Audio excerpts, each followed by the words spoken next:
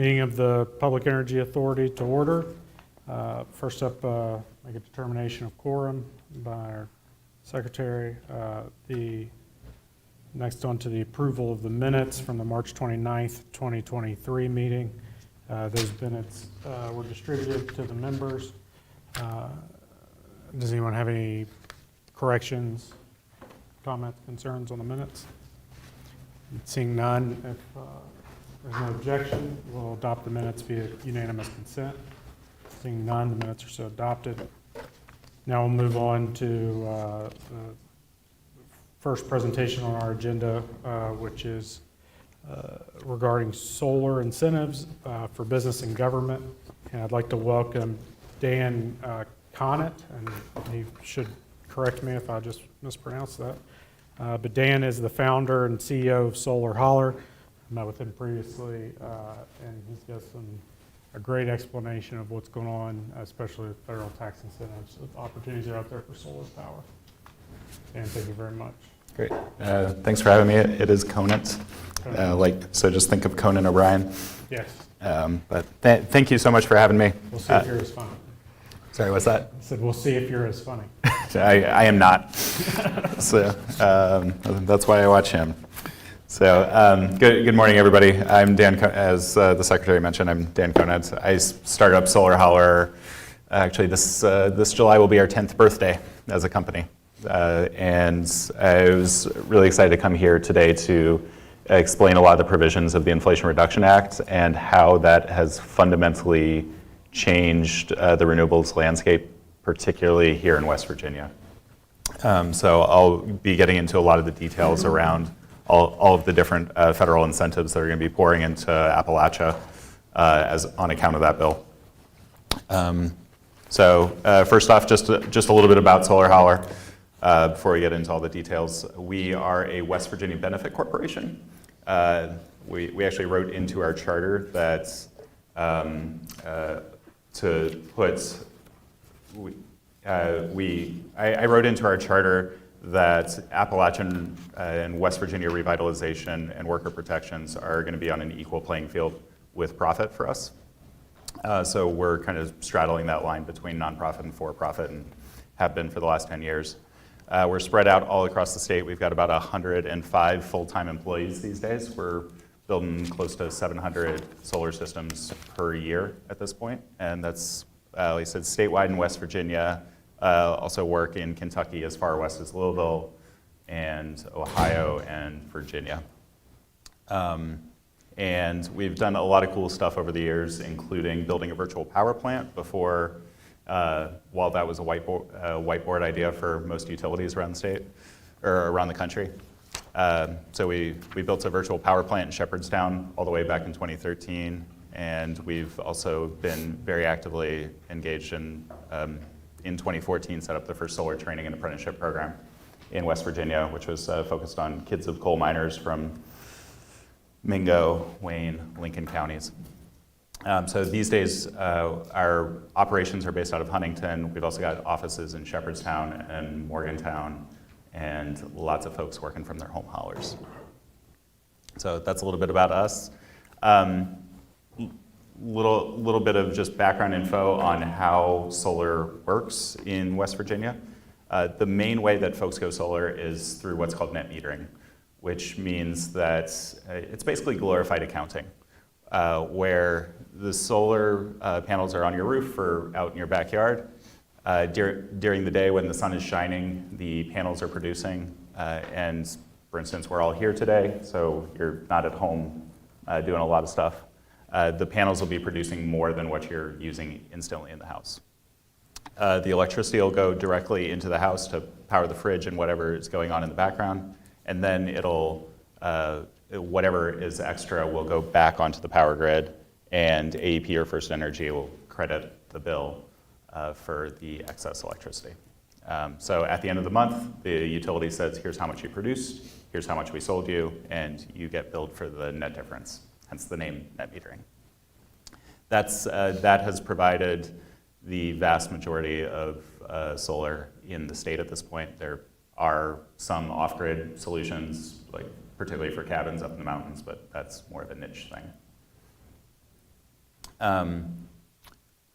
As far as changes that happened with the Inflation Reduction Act last year, there are some pretty massive changes in the commercial and nonprofit and government space. So the first big thing is that the 30% base tax credit has been extended until 2032. So if you're a homeowner, if you're a business, you'll be able to get 30% of the installed cost of the system. That includes the equipment, panels, inverters, but also labor and development costs, and it's the fully installed price of the system that gets counted off of. For large commercial projects, that 30% base is dependent on using prevailing wage as well as apprenticeship programs. So this will not be a race to the bottom to pay construction workers as little as possible. You have to meet those labor and wage standards in order to qualify for that 30% base. In addition to that, and this is where it gets really interesting for West Virginia, are all these bonus tax credits. In particular, there's a 10% bonus tax credit if you're in an energy community or on a brownfield. Energy communities are defined as census tracts, and actually here, let me fast forward to this map. So this is a map of energy communities that the Department of Energy just released about 2 weeks ago. If you're in an orange or yellow zone, what that means is you're in a census tract or adjacent census tract with a closed coal mine or closed coal plant. Those areas will absolutely qualify for the 10% bonus credit for the next 10 years. If you're in a blue zone, that means you may qualify. The blue zones are areas that have at least 0.17% of their workforce in fossil production. And there's a second test in order to qualify. If you're in those areas, that you also have to be above national average in unemployment, and that'll get retested every single year. So the blue, actually, I've got a laser. There we go. So this blue area right here is between Huntington and Charleston, Putnam County, that area in between. So that area has enough fossil employment to qualify for these credits. We don't know yet if the unemployment figures for 2022 will put them above national average. So that's basically the only area that's still in question in the state. As you can see, everything else, as you would expect, we are coal country, so most of the rest of the state will qualify. The only areas in West Virginia that won't are going to be my home county of Jefferson, Berkeley, and Hampshire County.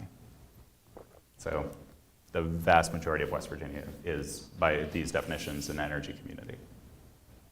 So here, let me go back now. In addition to qualifying as an energy community, that same credit also applies for a brownfield. So if you're in an EPA recognized brownfield, that same credit would apply. In addition to those, there's a 10% bonus credit for using American-made equipment. We're still waiting on the definition of what it means to be American. Does that mean like full start to finish supply chain? Does it mean assembly? Does it mean something in between? We expect those final rules out in the next 4 to 6 weeks from US Treasury, but that would give you an extra 10%. In our case, we're getting all of our panels from a factory in northern Georgia, and we are really excited to see the reshoring of manufacturing through this program. So we're seeing a flurry of new announcements of module manufacturing facilities around the country. Some other areas that are going to be less used are going to be the low-income community credits as well as the low-income off-takers. Fast forward back to another map. On this map, this was originally some preliminary modeling over low-income and energy community. In this map, the yellow is low-income, blue is energy, and green is both. So in these areas, if a project is in a low-income community, you'll be able to apply for allocation. There'll be 1.8 gigawatts of total projects available or eligible for that bonus 10% credit. And it'll be for projects that are in those zones. So you can see in West Virginia, the green areas are going to, oops. Oh, there we go. The green areas are going to be the southern coal counties, as well as looks like Pocahontas County, that area. So theoretically, for a project built in those zones, you could qualify for the 10% American, 10% energy, community, as well as 10% low income. So that would stack all of that up, and you're getting as high as 60%. And then the final credit is this low income off-taker. That is for situations where low income residents are directly getting credits on their bills. So, affordable housing or apartment complexes or locations like that. That will also require applying for allocation, just like the low-income community credit. The other massive change for nonprofit and other tax-exempt entities is that they will now qualify for the tax credits. One of the challenges we've had for a really long time in the state that I dealt with for about 8 years was that if a church or a school wanted to go solar, they couldn't take those credits directly, and you had to create some really complicated tax equity flips and structures in the background. You end up paying lawyers a ton of money for really small projects, and it wasn't even possible in West Virginia until 2 years ago to pull that off because of the previous prohibition on power purchase agreements. Well, now through the IRA, tax-exempt entities will now qualify for these incentives through a provision called direct pay. What that means is every entity that installs a solar project will be able to apply to Treasury for a grant to convert their tax credit into a grant. All these same percentages will apply. So if a school system wants to install $1 million project, they qualify for $500,000 in tax credits. You would install the system, and then the school system would apply to Treasury for that $500,000 grant. So I'm really excited for that in particular, to distribute the benefits of renewable energy to more and more folks, and especially the organizations that can really benefit from lowering their bills. Feel free to pepper me with questions if you need any more explanation on any of this.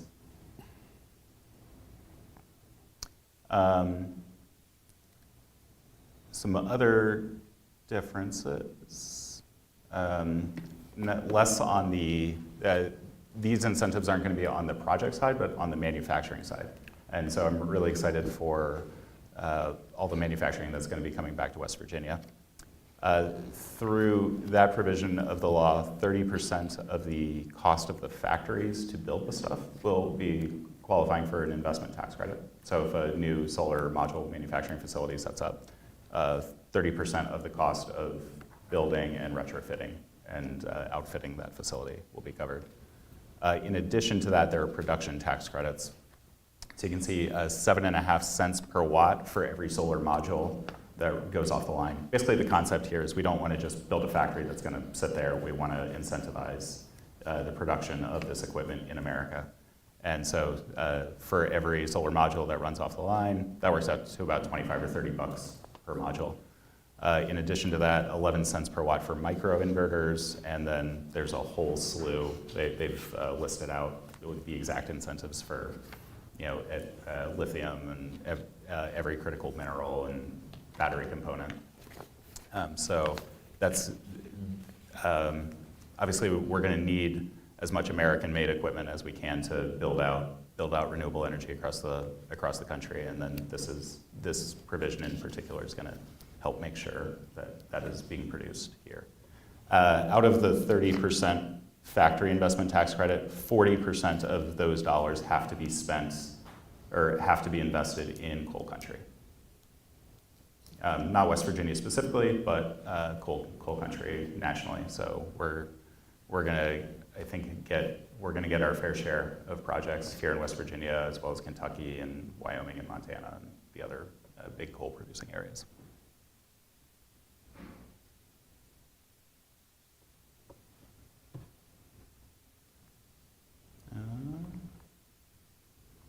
One other piece I wanted to mention is that this past cycle, we introduced a bill for community solar, which would drastically allow us to spread out the benefits of solar to folks who don't necessarily own their own home. If you're a renter, you don't own your roof. Also, if you live in a cabin in the middle of the mountains and we can't even see your roof from satellite, you're probably not going to get much sunlight there. So in those cases, right now, through the existing net metering structure, folks are not able to truly benefit from solar. So what community solar would do is allow us to build one big system, a central system with thousands of panels, and then split out that electricity 100, 1,000 different ways between different account holders. So you could have 1% going to Joe, 5% going to the church down the road, 20% going to the school. It becomes a subscription model instead of having to do a construction project in each location. This is now legal in, I believe it's 17 states, give or take, around the country. And it's, like I said, just really helped us spread the benefits beyond the folks who can host it on their own site. So we're hoping that next year, or during the next legislative session, the legislature will take this back up. So those are the big policy changes I wanted to go through with you all. If you have any questions, I'm happy to field them. Yes, sir. Jamie, Charter. Okay. Thanks for being here. Based on what you just mentioned on that last slide, what provisions trigger that do not make you a utility when you have a massive set of panels that you distribute out to different customers? Yeah, I believe it was 2 years ago. So in 2021, the legislature passed a bill legalizing power purchase agreements in the state, which made clear that just because you are putting in a renewable energy facility and selling the power from that, that doesn't make you a utility. Providing the energy bill credits is not the same thing as taking care of the wires and taking care of the infrastructure. Up until 2021, we were prevented from doing that. Actually, with my very first project, it was with Shepherdstown Presbyterian Church in my hometown. The Public Service Commission told me I was not allowed to compete with First Energy on selling power, even though I just wanted to put panels on the roof of the church and sell the electricity. That prevented us from taking all the tax credits behind the scenes and made it so that the church was expected to pay full freight and pay a lot more than a business or homeowner next door. So that's what we were dealing with until 2021 when the legislature made that change and just clarified that doing that doesn't make you a utility.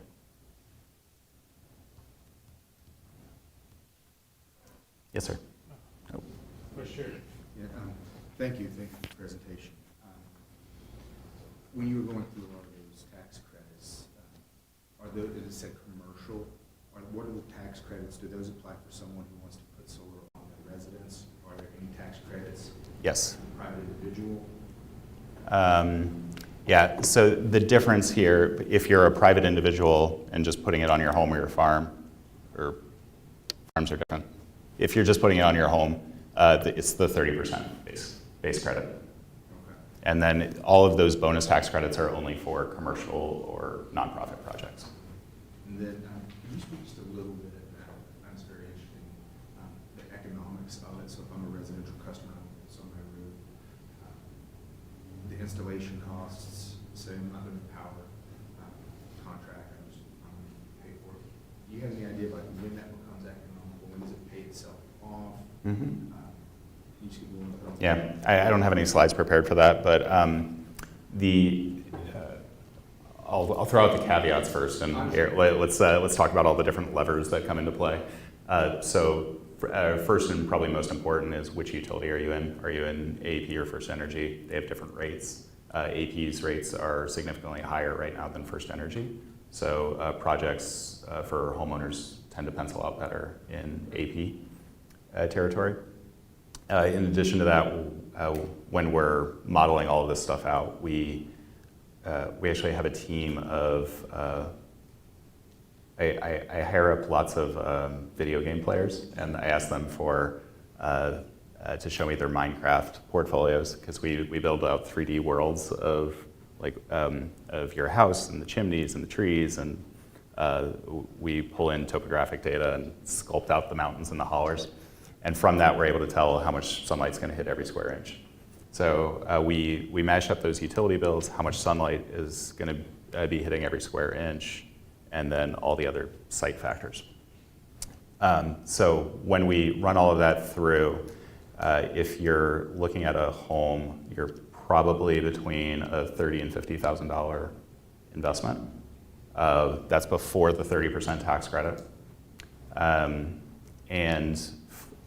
Then from there, if you're just paying up front, you're probably at an 8, 9, 10-year payback for a 35 to 40-year thing, give or take, depending on all those factors that I was talking about. In our case, we line up financing, so we've got folks who are doing loans, we've got folks who are leasing from us, and the idea behind those programs is we're able to cut people's bills immediately by swapping out what they would have been paying the utility with just paying off their solar system. And so in those cases, if you're doing a loan, you're roughly swapping out what you, if you're reducing your utility bill by $200, your loan payment's probably going to be $200 plus or minus 10. And then leasing, you're going to be paying significantly less than that. Two more. What do you see as the biggest opportunity for you guys in West Virginia? I got my start working with nonprofits. For the first 3 years, that's all I did was working with churches and homeless shelters and food banks around the state. And so that's the stuff that makes me happy. And with all these incentives and changes for those folks, we're seeing them all come out of the woodwork. Every nonprofit organization that I had ever wanted to work with, it's becoming possible. So really excited for that. We are going to see a lot of developers coming in looking to do utility scale projects on mine lands. So I think that'll come. The big challenge is there's a really long interconnection queue in PJM right now. So you're looking at 5, 6, 7 years in order to get interconnection for those projects. So stuff may get announced now, but it's not going to happen until 2030 or even beyond. So I think short to medium term, most of the work we're going to be seeing around the state is going to be this small distributed rooftop work, just because it's so much easier and quicker to get in than those large projects. The last one you may have answered it is, what do you see as the biggest regulatory challenge for you guys in West Virginia? People are always amazed when I say this, but I actually think we've got a really good regulatory structure right now. My only request was the community solar piece at the end. Everything else, we're actually in a really good spot compared to the rest of the country. And my friends in Kentucky, we're miles ahead of them, so for what that's worth. So. Of the 700 systems that you're installing per year, what percentage of those are residential versus non-residential? That's about, historically, that was about 80 to 85% residential, and the rest is split between nonprofit and small commercial. This year, we expect that to change significantly, though, because of all these incentives. So it'll be going more towards 50-50. Dan, thank you for a great presentation. Appreciate you answering the questions as well. One of the questions I have, you mentioned that on the residential, you're looking at $30,000 to $50,000 investment on average. Payback is 35 to 40 years. What was the payback? 8, 9 years. 9 years. It's a 35 to 40 year system. 35 to 40 years. And you're seeing panel life that actually achieves 30 to 40 years.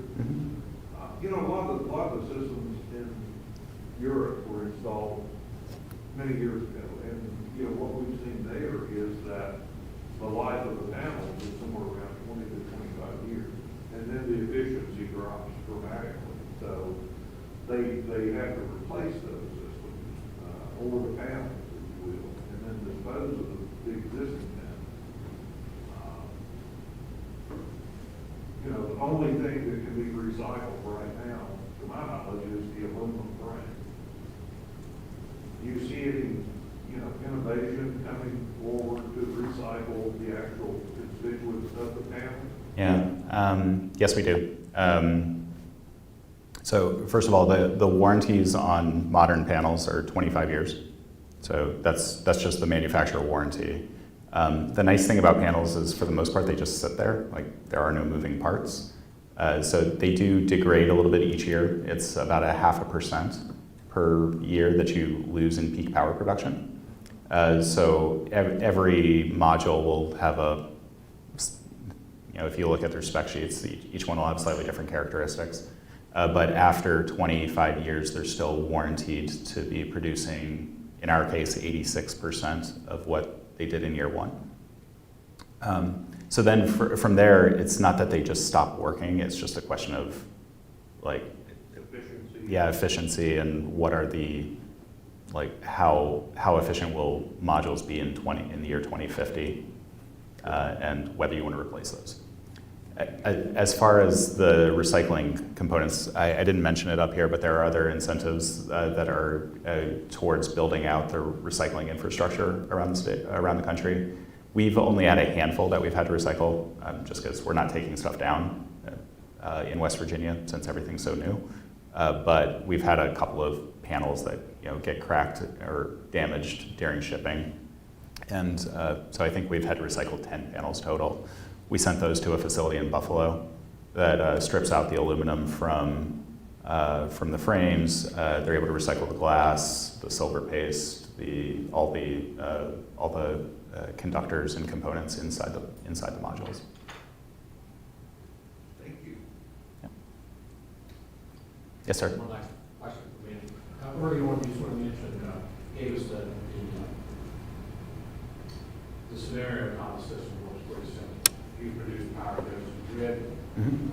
and if you're producing more, not, then you take power from the grid. Is there a banking provision? Let's say that you have a situation where you produce a lot more in 1 month than you use.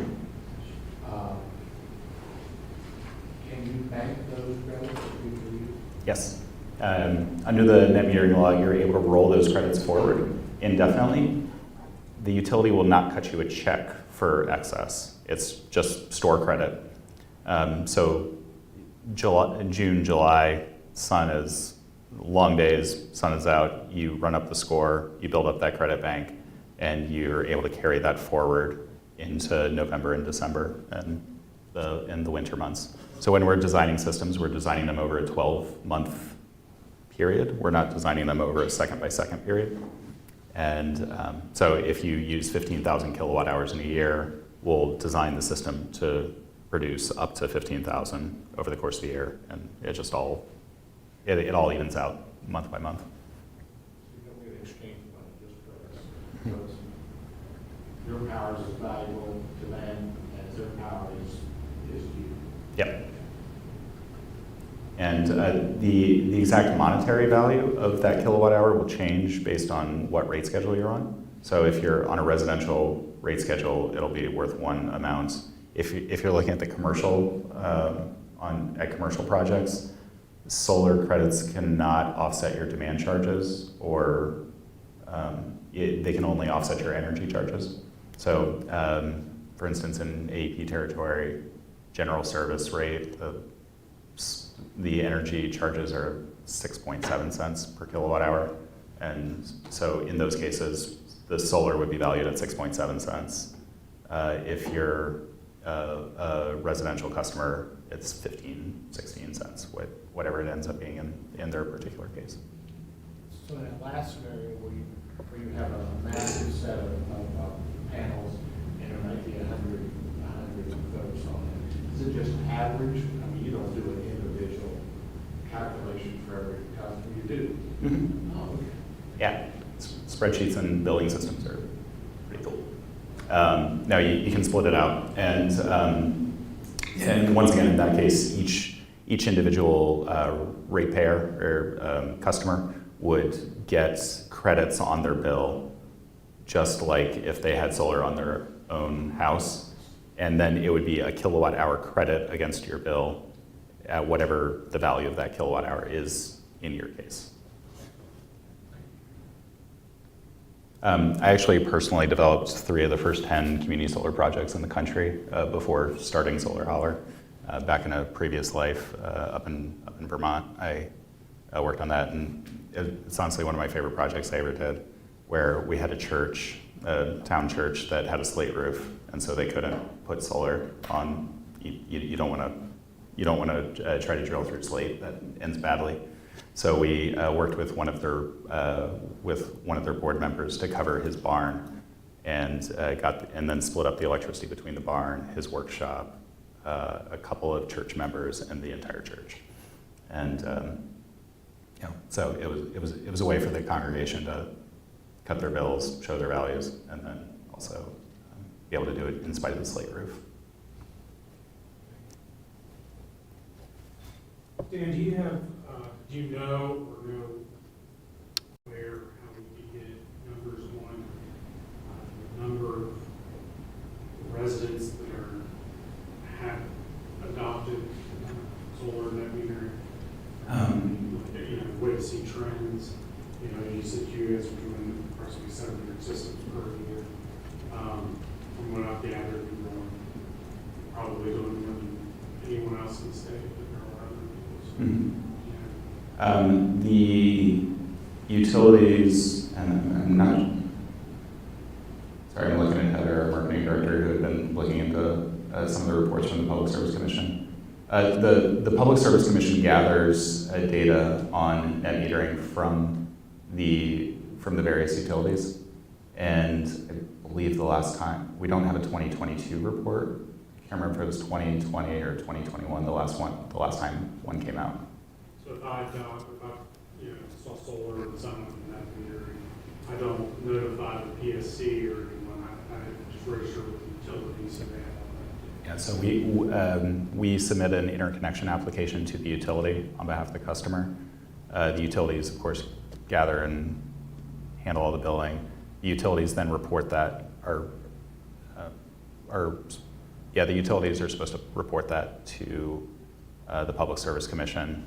And one piece in particular that's been a little hard to get data on is there is a cap to net metering, which is 3%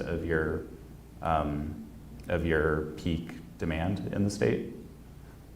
And we don't exactly know what that peak demand is, or it's not public. I'm sure someone knows. It's not publicly reported. And so getting that information would out into the public would give us a clearer picture of the runway for continuing to do these systems. Does that process to reach or follow your connection with the utility, does that work relatively well? Yeah. No. There's some funkiness around, like if you're just doing a standard solar array, no complications, it's easy. The only areas where we've run into issues are around how utilities calculate batteries. So about 15% of our systems have batteries attached. So it's a small portion, but it's been growing meaningfully, especially in a state where we have blackouts all the time, or not blackouts, power outages because of storms. And if you live 5 miles from your closest neighbor and every time a tree falls, you lose power. People want always on. So in those cases, we have combination battery solar systems, but the utility, certain technical engineers within the utilities have started adding the capacity of the battery to the capacity of the solar system when they're doing their power engineering flows, which is not according to the code. They're not allowed to do that, but they keep insisting on it. So that's been the only friction point. Any more questions? Seeing none, thank you very much. Thank you. Thanks for having me.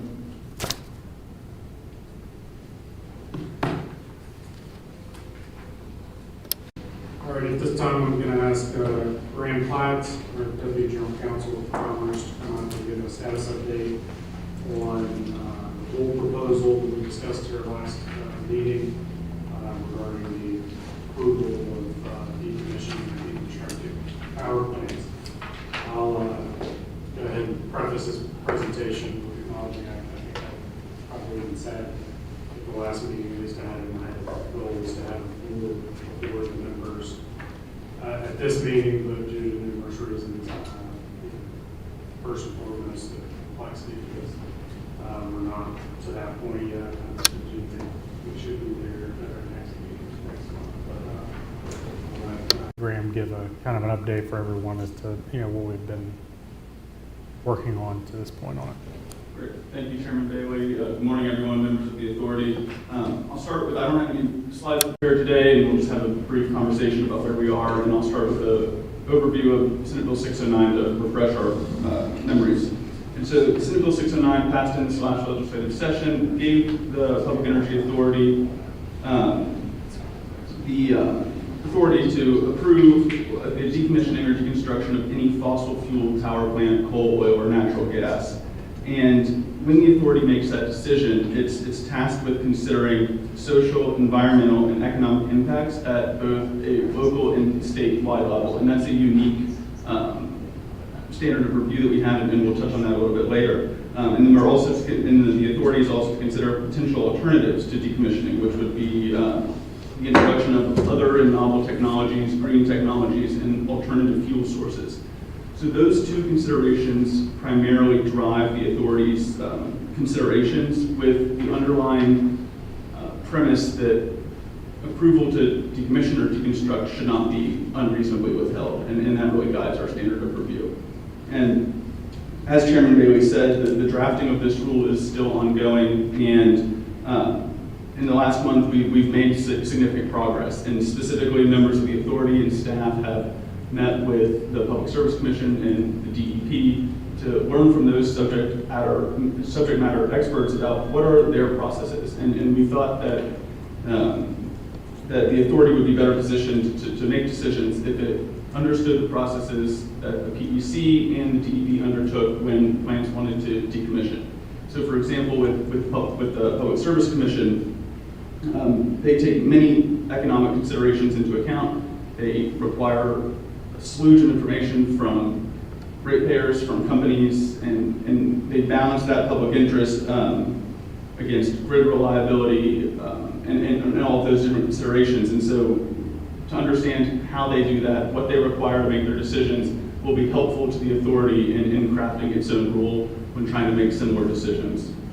As for the DEP, the subject matter experts for environmental concerns, the authority was curious about what notices are required, what procedures must be undertook to schedule a decommissioning of a plant, and what does the DEP look for when a plant's closed, what type of remediation efforts are required, and what procedures and policies surround remediation. And so the authority, after considering the DEP and the Public Service Commission's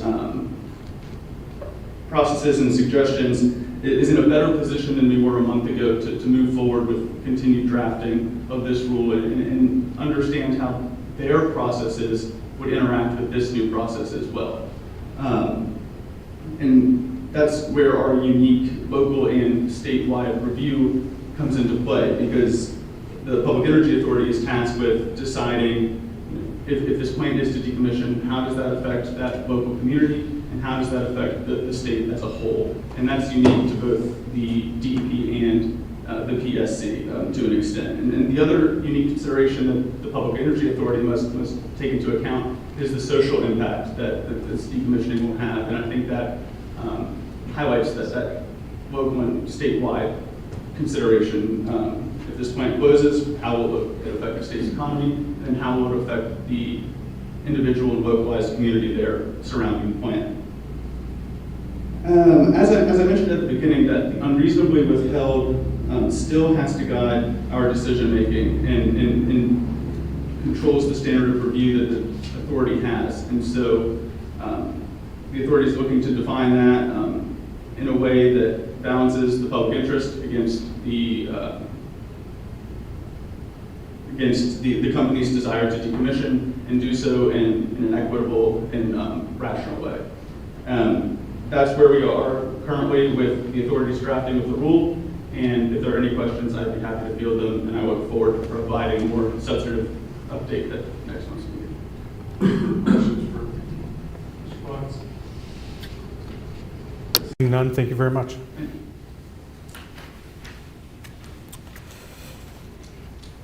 That concludes our presentations for the day. We'll move, we have a report from the Vice Chairman. Mr. Chairman, just very short. Since the last meeting, the majority of them has been on the proposed rule, which Mr. Platts described in detail. The only other thing that I have to mention is we have discussed the submission for the congressional appropriation to the Department of Energy. On the study, I have not had any updates on that. I don't expect it for several months. No. Once we do, that's the authority. That's all I have. Thank you. On to announcements. I'll just state our next meeting is tentatively would be for May 31st. I want to point out that that is the week of Memorial Day. So, but it's the Wednesday. So, just take I'd ask the members to take a look at that and let me know if there's any reason you can't be there, because, potentially, hopefully that's when we'll be seeing a proposed rule come before the authority, and we would need to make sure we have as many people here as possible to vote on that. Any remarks by members? Seeing none, entertain a motion to adjourn. Seconded. All in favor? Aye. All opposed, nay. We are adjourned. Thank you.